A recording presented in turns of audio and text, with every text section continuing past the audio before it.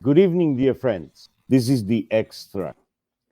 Well, today Putin managed to dispel any remaining doubts about the reality and necessity of a world war.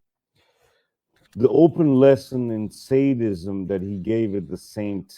Petersburg International Economic Forum should, in theory, have convinced everyone that if, of course, humanity has any plans to live even a couple more centuries, then it is urgently necessary to get rid of the creature known as Putin.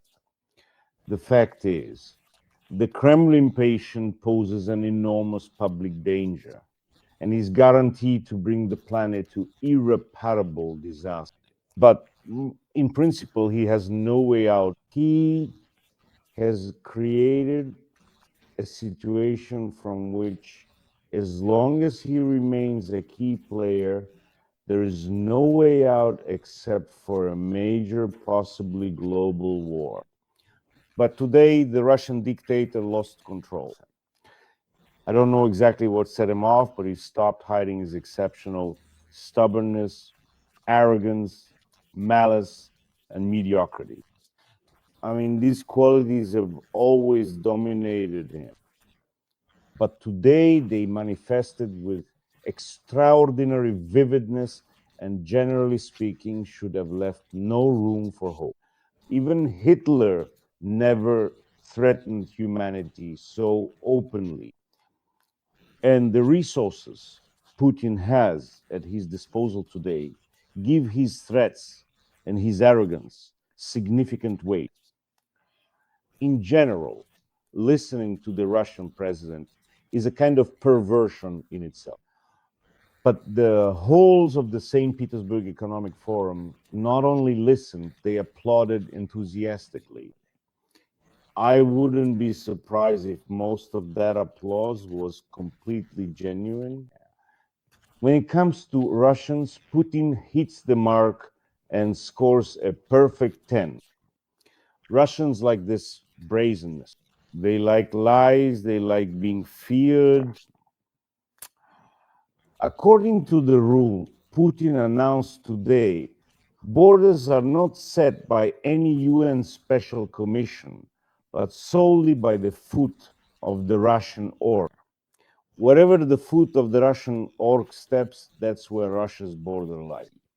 Putin believes that his supply of sufficiently obedient, vile, and sadistic orcs is endless. I don't know what inspired him because there haven't been any real military achievements that could allow him to show off like this. I mean, you'd have to win the Battle of Bosworth Field or win Austerlitz or Waterloo to be able to talk like that. But today, he hasn't even taken over some tiny, tiny village in the Sumy or Donetsk region. Yeah. Estonia, by the way, inspired by Putin, is already building some very solid defensive structures. And they're clearly doing it in a hurry. Estonia, having once been under the yoke of the USSR, well, it knows Russia's habits and preferences better than anyone. No, well, they're really doing things properly over there. Those concrete dragons' teeth aren't just scattered across the fields or simply scrapped and discarded. They're building not only anti tank ditches, but also numerous fortified areas.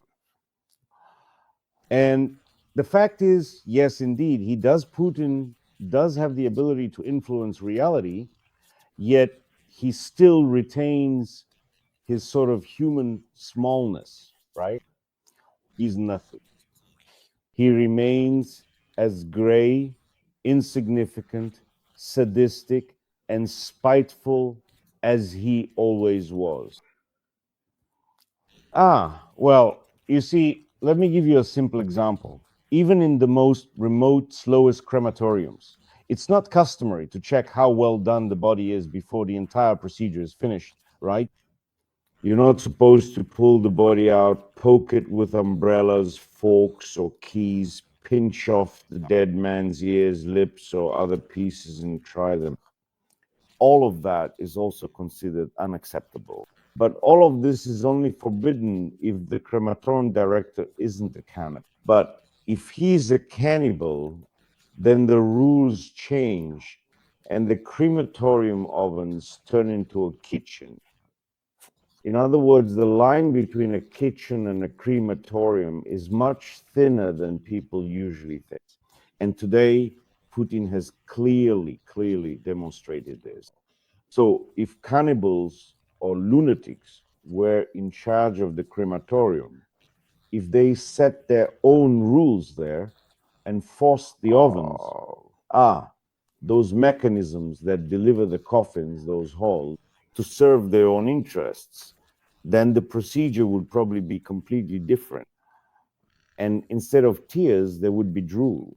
What I mean is that outwardly a seemingly civilized state, a state machine, if it is taken over by a sadist or a cannibal, can easily be made to serve completely different purposes. And that is exactly what we see today in the example of present-day Russia.